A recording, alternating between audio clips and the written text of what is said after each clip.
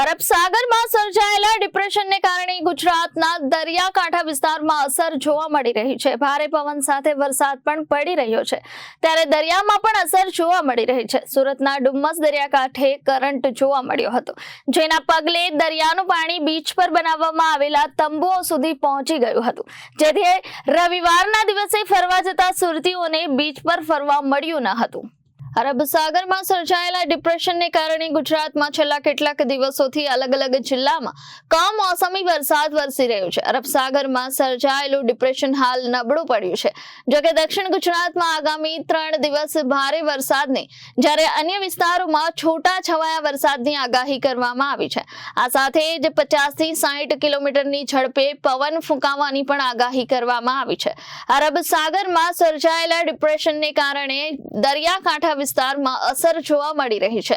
હાલ ડિપ્રેશન નબળું પડી ગયું છે, જોકે દરિયામાં કરંટ જોવા મળી રહ્યો છે।